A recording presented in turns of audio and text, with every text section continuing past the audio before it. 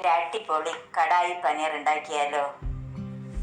Hi friends, എല്ലാവർക്കും ഒരിക്കൽ കൂടി സ്വാഗതം. നിങ്ങൾ ആദ്യമായിട്ടാണ് ഈ ചാനൽ കാണുന്നതെങ്കിൽ ലൈക്ക് ചെയ്യുക, സബ്സ്ക്രൈബ് ചെയ്യുക, കമൻറ്റ് രേഖപ്പെടുത്തുക. അപ്പോൾ നമുക്ക് പനീർ ഉണ്ടാക്കാം. ഒരു പാക്കറ്റ് പനീർ എടുക്കുക. ക്യൂബ്സ് സ്ലാബ്സായിട്ടുള്ളത് വാങ്ങിയിട്ട് ക്യൂബ്സായിട്ട് കട്ട് ചെയ്തെടുക്കാവുന്നതുമാണ്. ഇതിന് ഒരു ബൗളിൽ ഇട്ടതിന് ശേഷം ഒരു പിഞ്ച് മഞ്ഞൾപ്പൊടി, ഒരു പിഞ്ച് മുളക് പൊടി, ഇച്ചിരി ഉപ്പ് ചേർത്ത് ഒന്ന് മാരിനേറ്റ് ചെയ്ത് 5 മിനിറ്റ് ഒന്ന് മാറ്റി വയ്ക്കുക. അതിലോട്ട് ഇച്ചിരി ഉപ്പ് ചേർത്തതിന് ശേഷം ഇത് മാരിനേറ്റ് ചെയ്ത് വയ്ക്കുക. പനീർ എന്ന് പറയുന്നത് പാല് പിരിച്ചുണ്ടാക്കുന്നതാണ്. അതായത് പാലുൽപ്പന്നങ്ങളൊന്നുള്ളത് കാൽസ്യത്തിൻ്റെ കലവറയാണ്.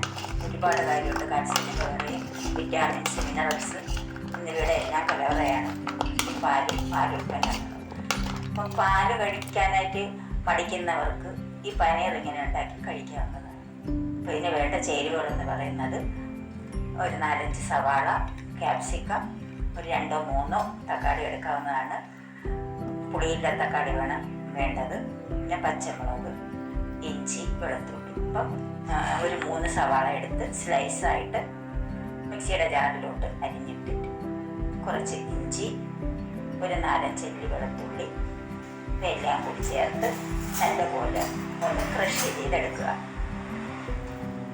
ഇങ്ങനെ നല്ലപോലെ ഒരു ജ്യൂസിയാക്കിയതിന് ശേഷം ഒരു 2-3 സവാള ഇതേപോലെ സ്ലൈസ് ചെയ്ത് പ്യൂരിയാക്കുക.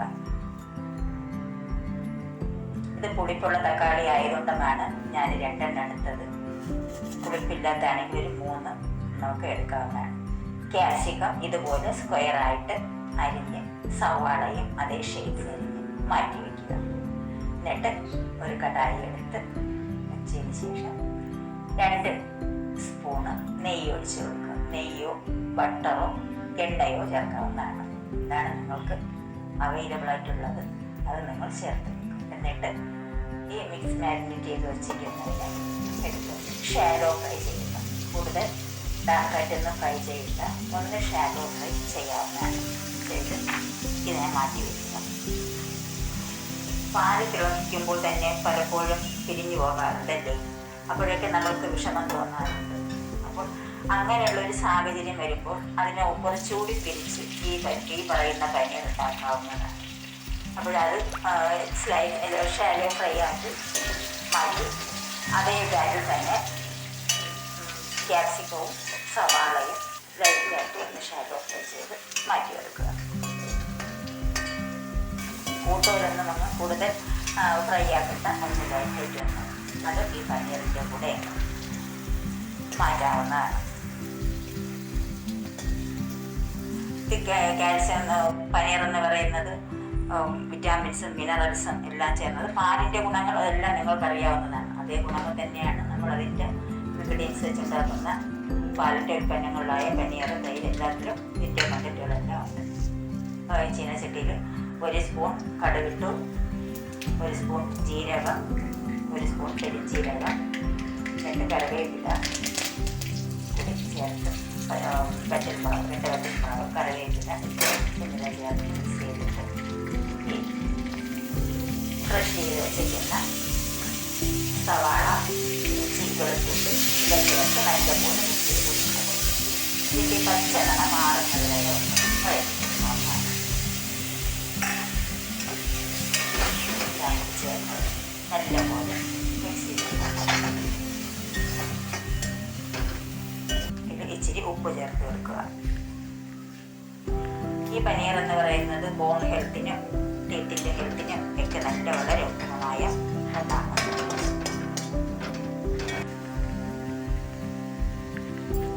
പാല് കുടിക്കാനൊക്കെ മടിയുള്ളവർക്ക് നല്ലൊരു വേറിട്ടൊരു അനുഭവമാണ് ഇങ്ങനെയൊക്കെ ഉണ്ടാക്കി കഴിക്കുമ്പോൾ. അതിൻ്റെതായ ഗുണം ഇതിൽ നിന്ന് നമുക്ക് കിട്ടുന്നതാണ്. അപ്പോൾ ഈ സമയത്ത് നമ്മൾ പീടി ചെയ്ത് വെച്ചിരിക്കുന്ന ആ തക്കാളി എടുത്ത് ചേർത്ത് കൊടുത്ത് നല്ലപോലെ സവാളയും മാറ്റി ചേർത്ത് വഴറ്റി ഒന്ന് അടച്ച് വയ്ക്കുക. ഇതിൻ്റെ പച്ചമണം മാറി ഇതിൽ എണ്ണ തെളിയുന്നത് വരെ ഒന്ന് വെയിറ്റ് ചെയ്യുക. ഇതിൽ 2 പച്ചമുളക് ചേർത്ത് കൊടുക്കുക. 2-3 പച്ചമുളക് ചേർത്ത് കൊടുക്കാവുന്നതാണ്.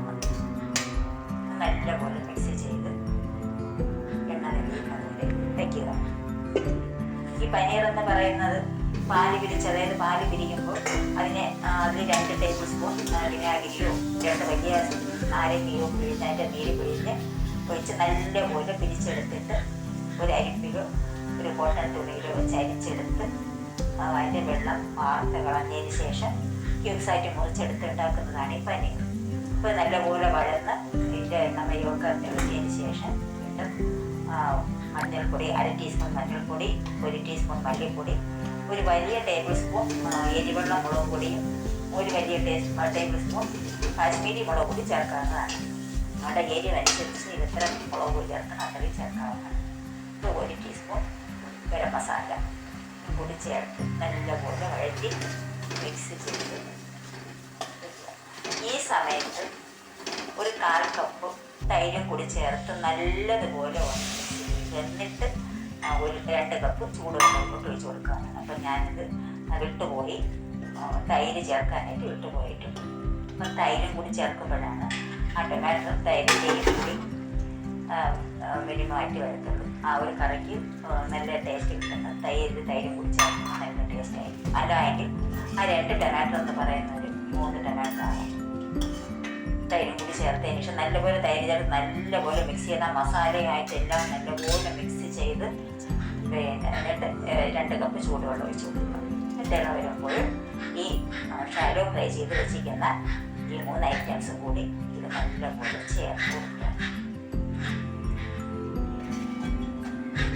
ചപ്പാത്തിയുടെ കൂടെയൊക്കെ കഴിക്കാൻ നല്ലൊരു അടിപൊളി കറിയാണ് ഈ കറി. ഇത് നോർത്ത് ഇന്ത്യൻ വിഭവമാണ്.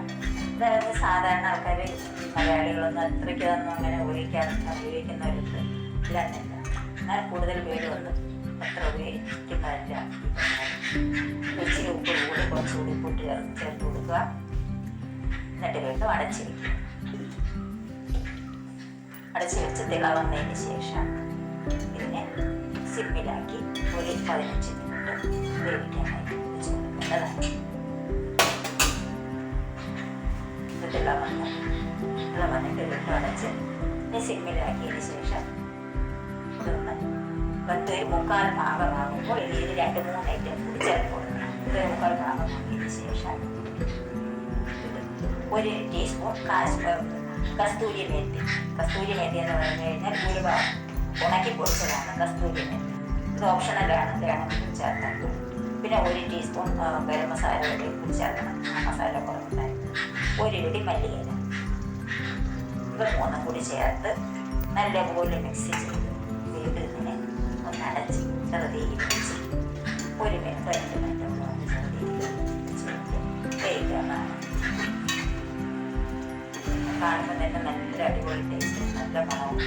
ഈ കസ്തൂരി മേത്തി എന്ന് പറയുന്നത് ഈ നോർത്ത് ഇന്ത്യൻസ് ഉപയോഗിക്കുന്നത് തന്നെയാണ്. അത് ഓപ്ഷനിലാണ്, മല്ലിയില മാത്രം ചേർത്താൽ. ചപ്പാത്തി, അപ്പം എല്ലാത്തിൻ്റെ കൂടെയൊക്കെ നമുക്ക് ചോറിൻ്റെ കൂടെയൊക്കെ നന്നായിട്ട് കഴിക്കാൻ പറ്റുന്ന ഒരു വിഭവമാണ്. ലാസ്റ്റ് പാത്രഭാഗത്തിൽ 1 മിനിറ്റ് വെച്ചതിന് ശേഷം നല്ല അടിപൊളി കടായി പനീർ റെഡി ആയിട്ടുണ്ട്. എല്ലാവരും ട്രൈ ചെയ്യുക. ട്രൈ ചെയ്തിട്ട് അഭിപ്രായങ്ങൾ രേഖപ്പെടുത്തുക. Thank you for watching. God bless you.